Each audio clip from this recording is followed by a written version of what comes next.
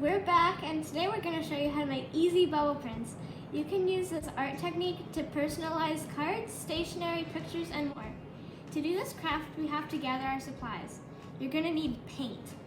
We recommend liquid watercolors or tempera paint.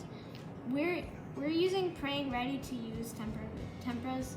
You're also going to need water, liquid dish soap, some small cups or containers, something to mix with like a spoon or a popsicle stick, and a straw.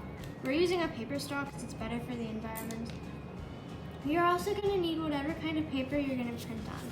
We're using pre-cut sheets of watercolor paper. Let's get our paints ready. We've picked red, yellow, and blue for this print, so we will need 3 cups. First, we'll put about a tablespoon of paint into our cup. Then we'll add a small squirt of liquid dish soap and between 1 and 2 tablespoons of water. Then we mix it all together. Do the same thing with all the other colors. Now that the colors are all mixed, it's time to make our prints. Use your straw and blow bubbles into your paint mixture.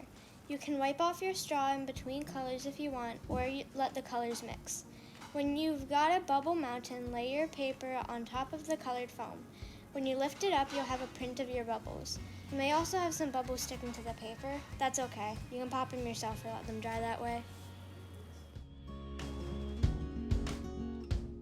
When you like your print, set it aside to dry.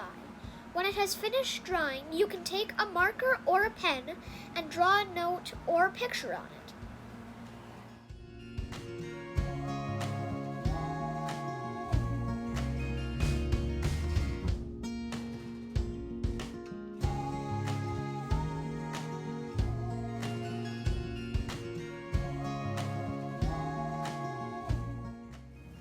We hope you had fun and feel inspired to make your own colorful bubbly prints. Until next time, bye!